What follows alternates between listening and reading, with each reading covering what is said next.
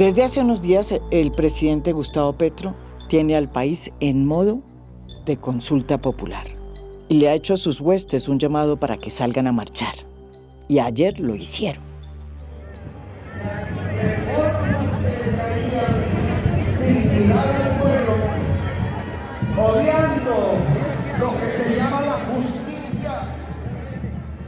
Esta decisión de convocar una consulta popular a 1 año y medio de elecciones se produce luego de que la Comisión Séptima del Senado decidió presentar una ponencia negativa sobre la reforma laboral que venía avanzando desde la legislación pasada. Sin que se hubiera hecho el trámite, o por lo menos concluido el trámite de la reforma en la Comisión Séptima, es decir, sin que se hubiera abierto la discusión ni se hubiera votado, el presidente decidió convocar a su gente a la calle, a marchar, con el argumento de que había un bloqueo constitucional por parte de una oposición antirreformista que quería bloquear una reforma que le devolvía a los trabajadores sus dominicales y sus horas extras, entre otras cosas. Y eso significa que hay que hacer una convocatoria al pueblo, no solo a movilizarse, sino a decidir. Y la manera como la Constitución de Colombia permite que el pueblo decida directamente se llama consulta popular. El gobierno nacional va a convocar una consulta popular para decidir sobre la reforma laboral y sobre la reforma a la salud en Colombia. Que sea el pueblo el que decida. La reforma laboral, a pesar de que ha sido muy cuestionada por ciertos sectores económicos, con el argumento de que es una reforma que no está diseñada para generar empleo ni para enfrentar la informalidad, venía avanzando de todas formas en el Congreso, a través de los acuerdos y del diálogo. Sin embargo, al llegar a la Comisión Séptima, se presentó este incidente. Y antes de que se surtiera el trámite, el gobierno decidió convocar una consulta popular, un mecanismo constitucional que existe en nuestra Carta y que por primera vez es utilizado por un presidente para hacerle quite a lo que él llama un bloqueo constitucional. Para su primera marcha, el gobierno de Gustavo Petro no escatimó en nada. Declaró el día cívico y se enfrentó con los alcaldes y gobernadores que decidieron no acatarlo. Logró que los sindicatos más importantes salieran a marchar. Compañeros, la reforma laboral es una necesidad para el pueblo, no para los sinvergüenzas congresistas. Según lo dijo aquí en A Fondo el propio ministro de Trabajo, Antonio Sanguino, la consulta popular se haría en octubre, en una fecha que coincidiría con una consulta que ya está aprobada. Sus cuentas las hizo aquí, en A Fondo. Escúchenlas. Hay que decir, la gente que nos oye y que nos ve, que todavía esa consulta pues está en veremos, no ha sido aprobada, no se ha surtido el trámite, no están primero las preguntas. Hay una cantidad de trámites que contienen... Son sencillos. Son sencillos. La consulta, ¿Usted sí cree que va a ser en octubre? La consulta es más sencilla o antes, porque mire, la consulta es más sencilla que el referéndum. La consulta no tiene control constitucional previo. Exacto. La consulta, en este caso propuesta por el gobierno, no necesita recoger firmas. El gobierno, con la firma de todos los ministros, de todos nosotros, presenta la solicitud a la plenaria del Senado. La plenaria del Senado tiene un mes. No puede pasarse un mes para pronunciarse. Si la plenaria del Senado dice sí, entonces el presidente tiene 3 meses para convocarnos a las urnas.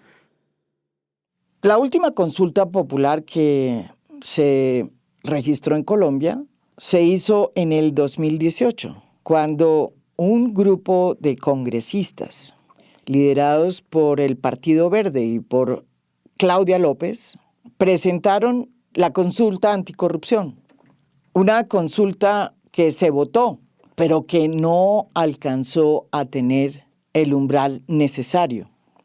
Para aprobar esta consulta, que fue liderada por un grupo de congresistas que formaban parte del Partido Verde en el 2018, se necesitaba obtener al menos 12.140.242 votos, que era el 33.3% del censo electoral de ese momento.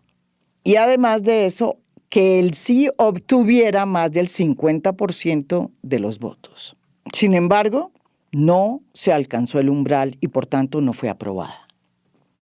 En esta consulta, por primera vez, quien la lidera es el presidente en ejercicio, Gustavo Petro, quien tiene además los medios para decretar días cívicos y para lograr que funcionarios públicos asistan a las marchas que él mismo convoca. Dicho esto, hay que aclarar que es totalmente constitucional el hecho de que un presidente como Gustavo Petro, cualquiera, convoque a una consulta popular. Pero una cosa es que sea constitucional y otra que le convenga al país. Hoy vamos a analizar cuán conveniente resulta para el país y para el propio gobierno de Gustavo Petro tomar ese camino. Y nuestro invitado va a ser el profesor e investigador de justicia constitucionalista, Rodrigo Uprimi. Para comenzar, habría que decir que nuestra Constitución, la del 1991, prevé unos instrumentos de democracia directa, donde se le consulta al pueblo para que tome ciertas decisiones. Y esos mecanismos de democracia directa son básicamente tres: el referéndum, el plebiscito y la consulta popular. El profesor Uprimi nos explica en qué consisten cada uno de ellos y cómo es que se implementan cuando se recurre a ellos.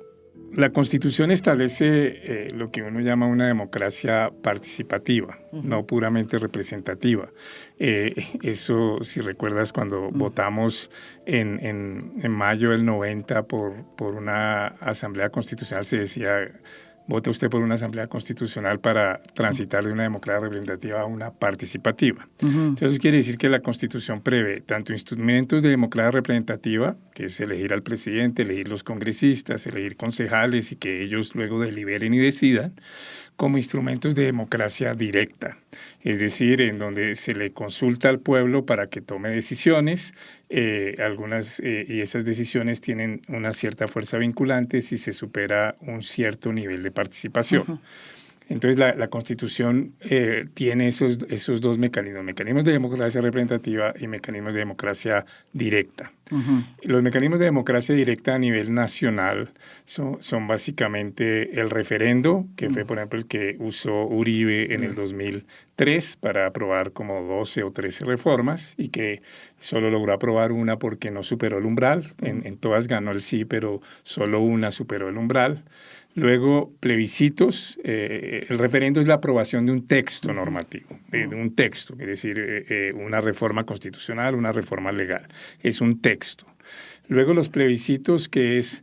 En derecho comparado no hay una distinción fuerte entre plebiscito y referendo. Digamos, algunos autores en algunos países llaman plebiscito lo que nosotros llamamos referendo y viceversa. ¿No? Eso no es totalmente codificado, pero en derecho colombiano, en la regulación constitucional y legal, en las leyes que regulan los mecanismos de participación, que es básicamente la ley 134 y la ley 1757, la distinción entre referendo y plebiscito es: el referendo uno aprueba un texto normativo.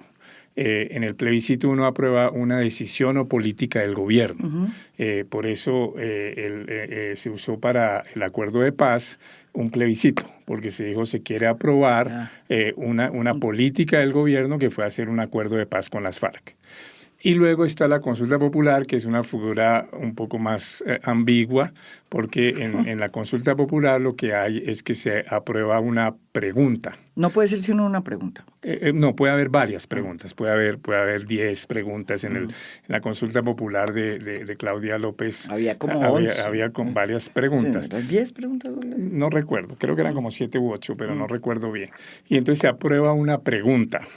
Y el mecanismo es distinto, porque en el referendo, como uno aprueba un texto, entonces una vez aprobado el texto, si se supera el umbral, simplemente se promulga.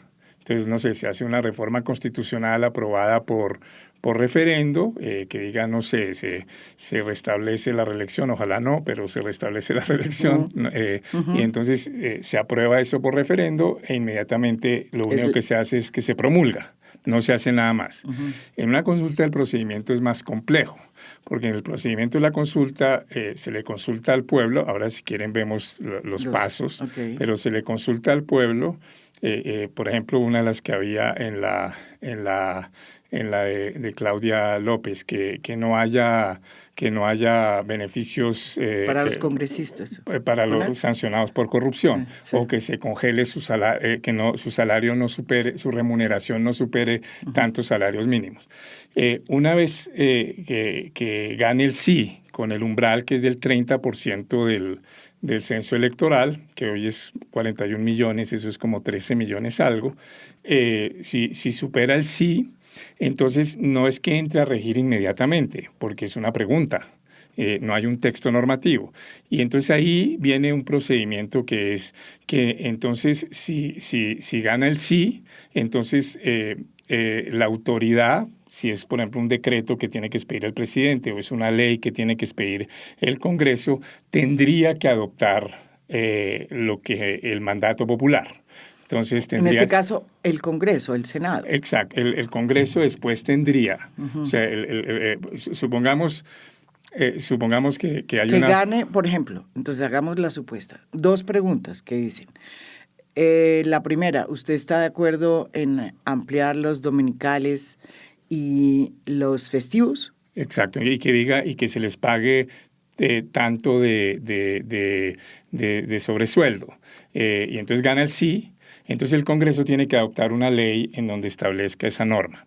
Y si no la adopta en un determinado periodo, el presidente puede expedirla por decreto. Ese es el mecanismo. Entonces ahí hay una ambigüedad porque la ley dice que por consulta no se pueden aprobar textos normativos. No se puede. O sea, no podría el presidente poner una pregunta, ¿está usted de acuerdo con mi reforma laboral? No. Eso inmediatamente, no hay control previo en las consultas, ese es un error. Es un error de diseño constitucional. Pero no hay control previo. No hay control judicial previo. Fue un error de la Corte Constitucional en una sentencia del 94, porque la ley había establecido ese control y la Corte lo anuló diciendo que las competencias de la Corte estaban directamente definidas en la Constitución y no preveía eso. Yo creo que se equivocó la Corte. Pero en este momento no hay control previo judicial. Hay el control político que hace el Senado. La Constitución, curiosamente, establece para 2 de estos 3 mecanismos de democracia directa el control previo de la Corte. Es decir, que existe para un plebiscito el control previo de la Corte, que existe para un referendo el control previo de la Corte, pero no para la consulta popular. Según Rodrigo Prime, eso fue un error. Escúchenlo. Fue un error de la Corte Constitucional en el 94, que luego reiteró en una sentencia del 2015, en donde dijo que, eso es un poquito técnico, pero el artículo 241 de la Constitución dice que la Corte garantiza la supremacía e integridad de la Constitución, dice, en los estrictos y precisos términos de este artículo. Entonces la Corte ha dicho que no le pueden ampliar su competencia. Que la competencia es la que tiene en ese artículo 241. Y la Corte interpretó que la Constitución había establecido únicamente un control posterior a la consulta popular. Yo creo que se equivocó porque la Constitución dice que podrá haber un control en la convocatoria y en su desarrollo. La ley podía establecer el control previo, pero no hay.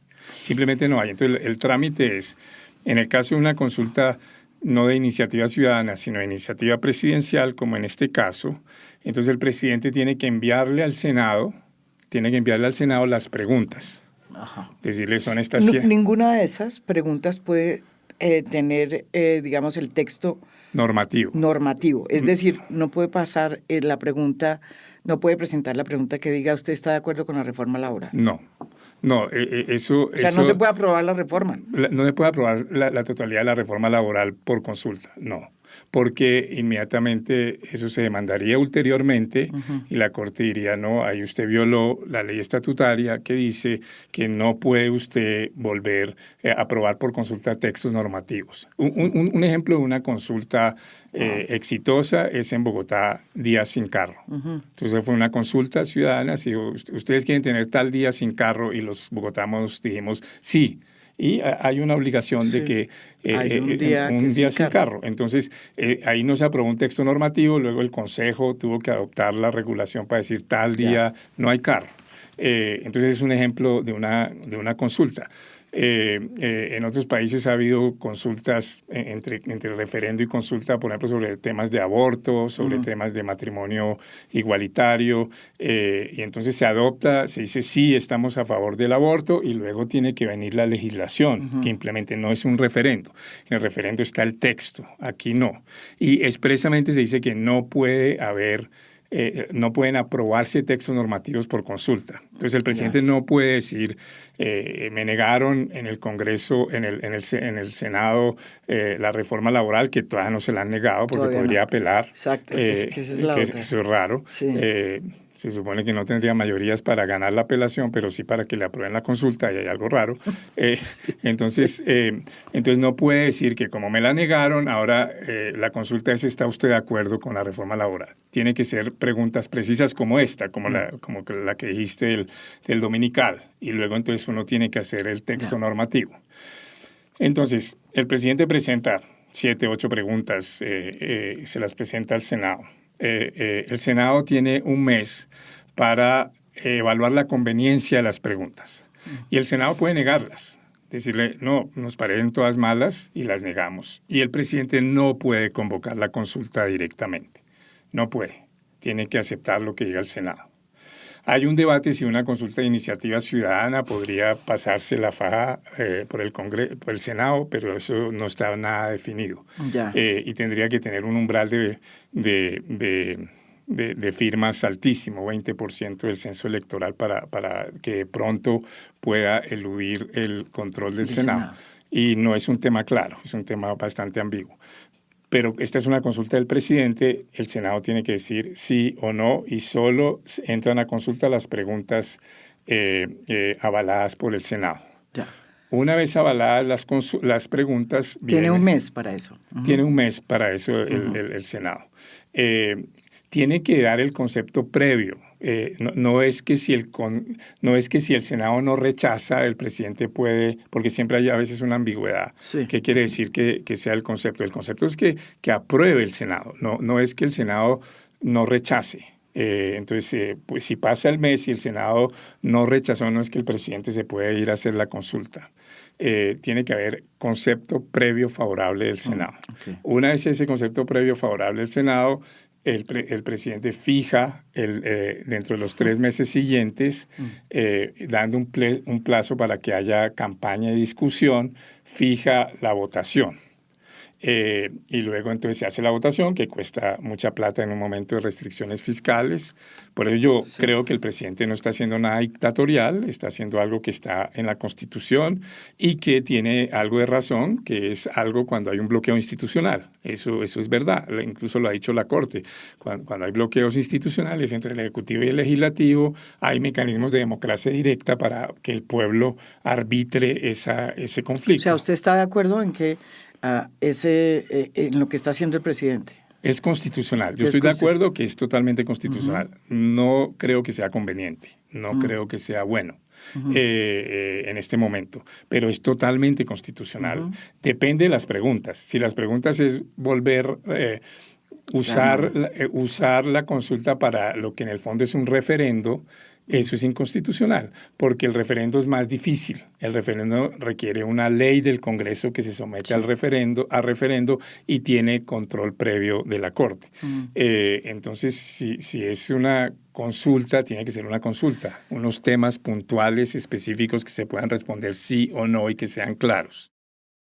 Hagamos las cuentas para que se pueda hacer la consulta en octubre, como dice el gobierno y dijo aquí el ministro Sanguino. Tiene que el gobierno entregar ya mismo las preguntas al Senado, porque el Senado tiene que tomarse un mes para dar su concepto. Si lo hace de manera favorable, escasamente alcanza a hacer las votaciones en octubre. Pero no solo está el problema del tiempo, sino el tema del umbral. Se necesita la participación de al menos el 30% del censo electoral, que son 13 millones y pico de votos. Claudia López no logró conseguir pasar el umbral, a pesar de que su consulta anticorrupción pues generaba mucho consenso. ¿Qué pasa si no pasa el umbral? ¿Y qué pasa si logra obtener los votos que se necesitan? Según el profesor Rodrigo Uprimi, las cuentas que está haciendo el gobierno son cuentas alegres.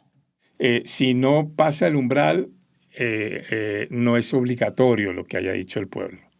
Puede tomarse como algo indicativo, pero no es obligatorio. Si pasa el umbral, es obligatorio y entonces el Congreso tendría que adoptar la legislación necesaria, creo que es, ahí tendría que revisar, pero creo que es en los 6 meses siguientes para aprobar lo que el pueblo ordenó. Y si no lo hace, ahí el presidente podría expedir un decreto debido al incumplimiento del Congreso. Lo mismo puede suceder a nivel territorial. Si se hace una consulta que requiere una intervención del Consejo de Bogotá y el Consejo no lo hace, entonces el alcalde podría expedir un decreto en esa dirección. Ahí hay muchos problemas y luego miramos la conveniencia, pero ¿cuáles son? Ahorita después vamos a la conveniencia. Pero digamos, lo que está diciendo el gobierno no es así. Tiene ambigüedades. La primera, ¿cuáles son las preguntas? No la sabemos. Y eso es decisivo, porque si las preguntas son textos normativos, eso después se cae en la Corte Constitucional, seguro. Entonces tienen que ser preguntas sobre temas concretos de la reforma a la salud o la reforma laboral que van a permitir modificaciones puntuales, no van a permitir aprobar toda la reforma. Yo no creo que puedan lograr aprobar toda la reforma, ni a la salud, ni laboral, por medio de una consulta, porque la consulta es sobre temas puntuales. ¿Está usted de acuerdo en que la jornada de trabajo debe ser de 6 a 6 o de 6 a 7? O 6 a 7, esa puede ser una pregunta. Pero no puede hacer 30 preguntas. Tiene que hacer unas preguntas puntuales y específicas. Entonces no creo, esa idea de que entonces ahí logramos aprobar la reforma, no, logran aprobar parches de la reforma. Entonces y parches de la reforma a la salud. Entonces también eso lo tienen que evaluar muy bien y toca ver muy bien cuáles son las preguntas. Las preguntas no pueden implicar tampoco reformas constitucionales. Eso también se caería después en la Corte. Entonces ahí hay un lío complejo. Por eso yo prefiero que hubiera control previo para que quedara definido la legitimidad de las preguntas y eso no pasó y ese a mí me parece que es uno de los problemas serios de la consulta, porque ¿qué pasa si se hace una consulta que implica una reforma constitucional? Entonces uno dice, el pueblo aprobó eso, tiene que hacerse la reforma constitucional, pero uno dice, pero se está estableciendo un tipo de reforma constitucional distinto. Entonces, ese es lo primero. Lo segundo es que en octubre, supongamos que hacen la votación y logran el umbral y lograron buenas preguntas, el Congreso tiene 6 meses para aproximadamente, tendría que revisar, pero aproximadamente 6 meses para legislar sobre el tema. Plena campaña electoral. En plena campaña. Y solo si el Congreso no aprueba, el presidente podría expedir el decreto. Ya al final de su mandato. Al final de su mandato. Entonces no es tan evidente eso que decía el ministro Sandino, porque tiene esas dificultades enormes. El tipo de preguntas que el Senado apruebe y porque el Senado, si está en contra de la reforma, va a aprobar unas preguntas sobre la reforma. Sí. Claro, uno podría decirle, porque uno no le está pidiendo a los senadores que aprueben la reforma, sino que dejen que el pueblo decida. Hay como un argumento suplementario. Pero otros pueden decir, no, si yo estoy en contra de la reforma, estoy en contra de la reforma y no quiero que se aprueben de ninguna manera. Entonces, y la pregunta es, si tienen las mayorías en el Senado para obtener que haya consulta, ¿por qué no tienen las mayorías para obtener que se le apruebe la reforma? Ahí hay algo que a mí me escapa.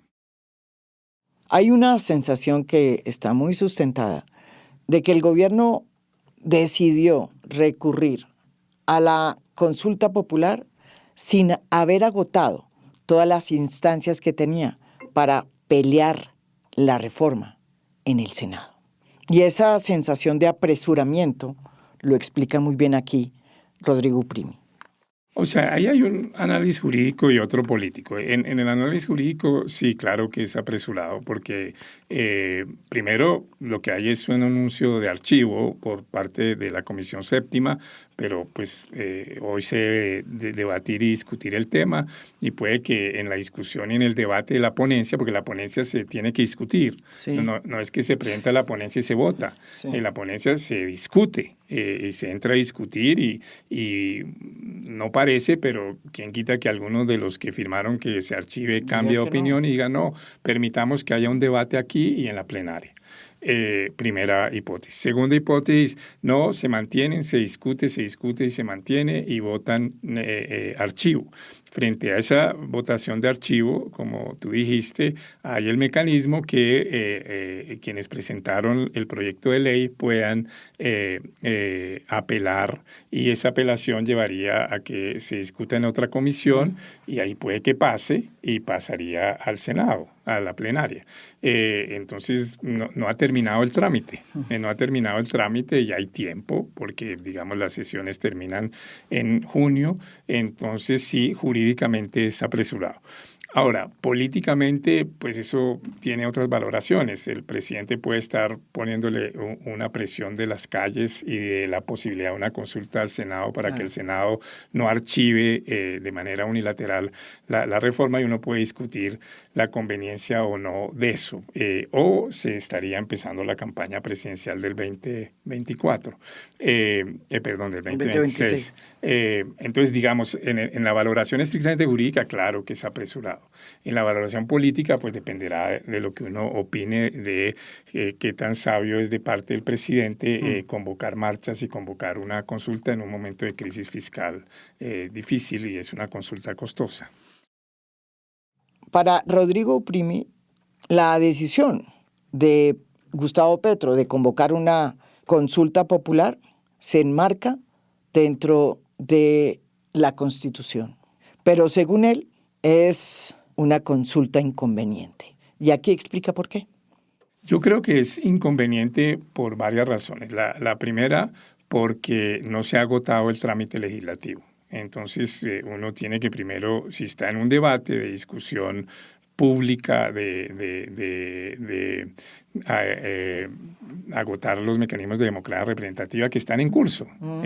Porque uno también podría hacer una consulta porque se le ocurre, decir, este es un tema de trascendencia nacional y la puedo hacer. La consulta no es únicamente en temas en donde hay conflicto ejecutivo-legislativo. Podría uno ocurrírsele, bueno, yo quiero consultarles algo de mi política exterior. El presidente podría consultar algo de qué hacer con América Latina, qué hacer. Claro. Eso puede hacer. Pero en el momento en que yo estoy en un trámite legislativo y estoy en el juego de la democracia representativa, yo creo que hay que agotar la democracia representativa y hay que agotar las posibilidades de discusión y deliberación en el Congreso, y no lo ha hecho. Lo segundo es que yo creo que también el presidente ha defendido una tesis que yo nunca he aceptado, que es que cuando a él lo eligieron, el pueblo ordenó su programa presidencial. Y aprobó su programa presidencial. No, no es cierto.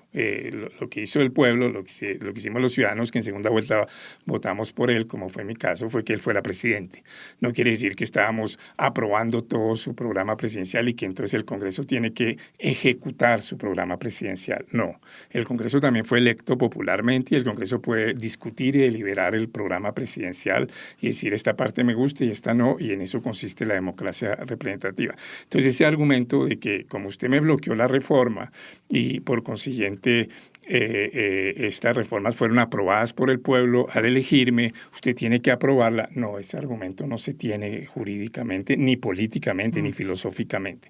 Por eso tampoco estoy de acuerdo con que hoy se hubiera decretado día cívico. O sea, yo creo que día cívico se decreta, no sé, cuando Colombia gana 5-0 a Argentina, etc. Pero decretar un día cívico para que me aprueben mis reformas, para que haya movilización a favor de mis reformas, es una distorsión de la figura del día cívico. Entonces creo que ese uso lo que hace es caldear más los ánimos. Son instrumentos constitucionales y eso está bien que el presidente use instrumentos constitucionales, pero creo que caldea los ánimos innecesariamente cuando hay todavía una posibilidad de un acuerdo en el Congreso. O sea, se logró un acuerdo en la Cámara, se mejoró o se concertó. Es que venía trabajando. Se venía trabajando. Yo creo que estos congresistas tienen una responsabilidad con el país, estos senadores que quieren hundirlo. Los 8. Eso me parece antidemocrático, que no acepten discutir y deliberar. Yo creo que no hay un bloqueo total en el Congreso, pero creo que sí a veces la oposición usa el argumento de no nos dejan debatir y ellos son los primeros en suprimir el debate. Eso lo vimos en la reforma pensional. En la pensional, expresamente, la senadora Paloma Valencia decía públicamente, vamos a romper sistemáticamente el quórum para que no se pueda debatir esta ley y se hunda. Y luego demanda ante la Corte Constitucional porque supuestamente no los dejaron debatir. Entonces uno dice, bueno, ¿a qué juegan? Entonces, sí, ahí hay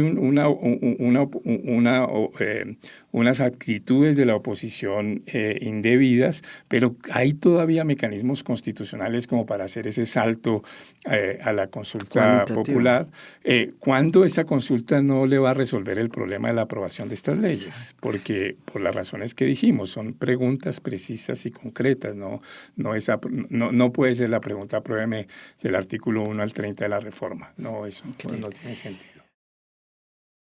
Uno de los argumentos que ha esgrimido el presidente Gustavo Petro para convocar la consulta popular es que su gobierno está enfrentando un bloqueo constitucional en el Congreso, en el Senado, a partir de la decisión de la Comisión Séptima de presentar una ponencia negativa de la reforma laboral. Sin embargo, si vamos a ser realmente serios en este tema, hay que decir que a este gobierno, al primer presidente de izquierda que llega al poder, este Congreso le ha aprobado importantísimas reformas. Reforma tributaria, Plan Nacional de Desarrollo, reforma pensional y la reforma al sistema de transferencias, que cambia sustancialmente la relación jerárquica que se venía gestando entre el centro y los territorios.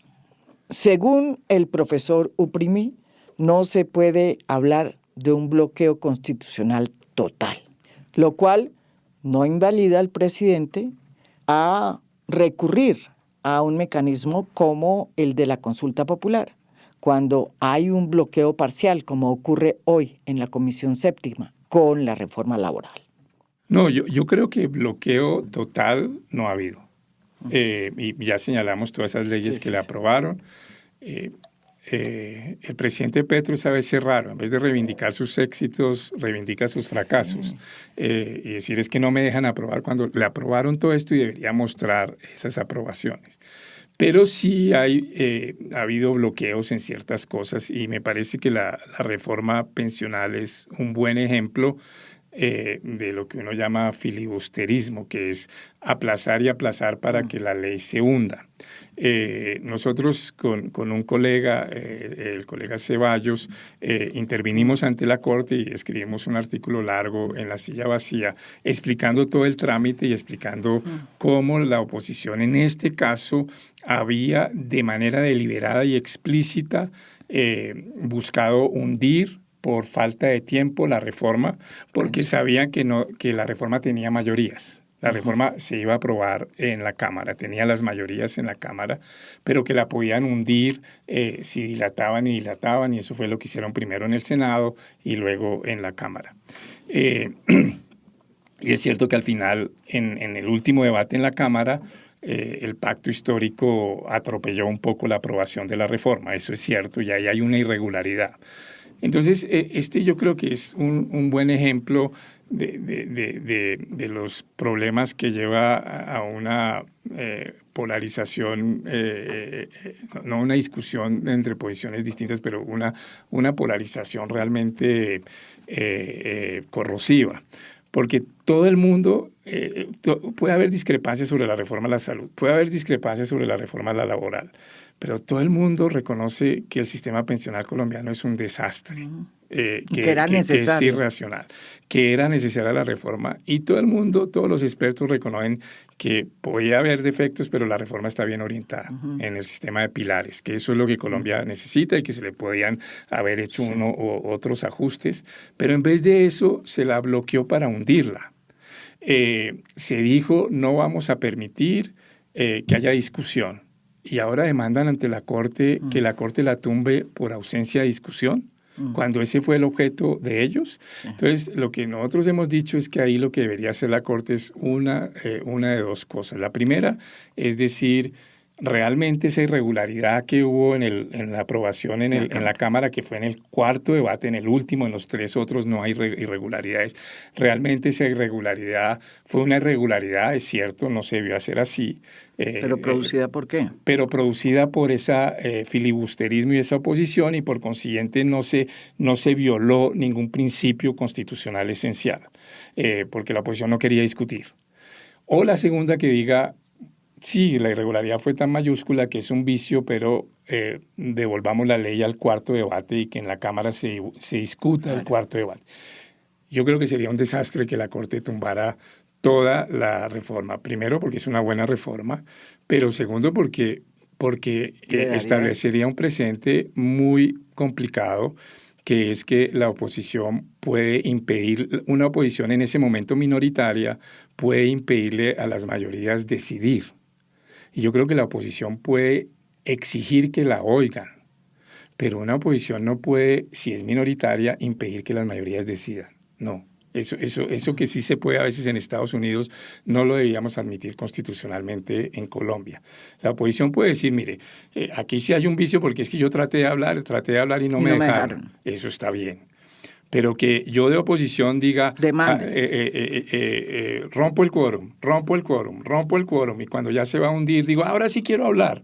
Y dice, pero es que eso rompió el quórum durante meses. ¿Cómo es que ahora sí quién dice que quiere hablar? Entonces, eso no lo debería permitir la Corte. Entonces, creo que tiene esas dos posibilidades. O decir, no, aquí hubo una irregularidad. Señores del pacto, lo que ustedes hicieron no estuvo bien. Hubieran podido permitir una mayor discusión en el último debate, pero no hubo un vicio porque realmente hubo todo este proceso de obstaculización. O segundo, decir, sí hubo un vicio, pero en el último debate lo devolvemos ahí y que el Congreso subsane el debate. Eso puede hacerse y lo ha hecho la Corte en muchas oportunidades.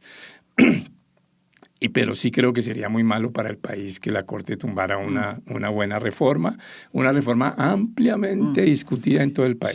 Súper discutida. Y yo no conozco ningún experto, de verdad, ningún experto que diga es bueno que la reforma pensional se caiga. Evidentemente el país parece estar caminando como sobre cáscaras de huevo. De un lado está un presidente con serios problemas fiscales, que está decidido a hacer una campaña muy costosa para convocar una consulta popular, que no le va a servir para que sus reformas se aprueben. pero que sí le sirve para empezar a agitar la política con miras a llegar fuerte e imponer un candidato o una candidata para las elecciones del 2026. Y por el otro está una oposición que hasta ahora ha sido más que todo light, al punto de que no ha podido capitalizar ni los escándalos de corrupción del gobierno de Gustavo Petro, ni tampoco sus desaciertos, pero que podría revivir si Petro no logra la votación que se necesita para superar el umbral y sacar adelante su consulta. Rodrigo Uprimi tiene una reflexión final sobre el costo que podría asumir el propio gobierno de Gustavo Petro si se enfoca solo en sacar adelante la consulta popular y decide no invertir sus energías en lo que le resta de gobierno en sacar adelante su proyecto. Permítame hacer una digresión teórica. Yo creo que esta situación vuelve a mostrar los líos del presidencialismo. O sea, si estuviéramos en un régimen parlamentario, esto se soluciona muy sencillo. En un régimen parlamentario, el primer ministro dice, me aprueban esta ley, y si el Parlamento le dice no, entonces ese gobierno se cae, tiene que rehacer sus mayorías. Y entonces tendríamos un nuevo primer ministro que modificaría la ley. Pero también el primer ministro podría decir, no, ustedes sí me están haciendo un bloqueo institucional, llamo a elecciones. Y la ciudadanía arbitra. Aquí con la consulta popular se está haciendo un amague de eso, pero en un régimen presidencial eso funciona muy mal porque sigue el mismo Congreso y sigue el mismo presidente. Entonces yo creo que esos bloqueos institucionales ocurren en el presidencialismo y es uno de los grandes problemas del presidencialismo, porque entonces o uno tiene gobiernos medio bloqueados o uno tiene presidentes superautoritarios. Entonces por eso yo he defendido el sistema parlamentario desde hace mucho, pero eso no va a ocurrir en nuestra vida. Entonces creo que ahí hay un lío serio. Ahora, ya volviendo al caso colombiano, me parece que entrar en campaña un año y medio antes por parte de un gobierno es un error. Ese es otro de los problemas de conveniencia que veo si la consulta tiene ese propósito de empezar la movilización para la campaña del 2026, porque tiene todo año y medio para mostrar resultados. Claro, hay muchas cosas hay que mostrar resultados. Por ejemplo, ¿por qué no se concentra en la reforma agraria? ¿Por qué no se concentra en lograr los consensos para que se apruebe la jurisdicción agraria y se ponga en marcha vigorosamente toda la reforma agraria, que es muchísimo más importante para el país que casi cualquier reforma? Entonces todavía hay muchas cosas que puede hacer el gobierno por medios administrativos como para entrar ya en campaña presidencial. Creo que en campaña electoral creo que sería, esa es otra de las razones por la cual no me gusta la consulta en este momento político. Puede que para el presidente sea un gana-gana estas marchas que se están haciendo en apoyo a la consulta popular. Pero el gran interrogante es si el presidente va a utilizar este año y medio para sacar adelante los proyectos de cambio que le prometió a los colombianos, o si va a invertir ese dinero en la campaña a la consulta, que por bajito va a costar cerca de 500 mil millones de pesos. Una decisión que marcará el destino de este país y que puede revivir sin duda alguna a una oposición que hasta ahora, repito, ha sido light y que no se compara ni siquiera con la que vivió, por ejemplo, el presidente Juan Manuel Santos, que tuvo en la nuca al uribismo.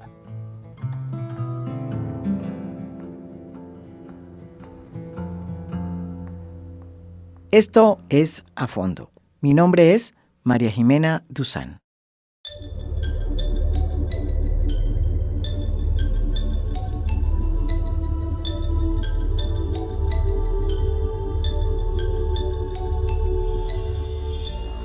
A Fondo es un podcast producido por Mafialand. Producción general, Beatriz Acevedo.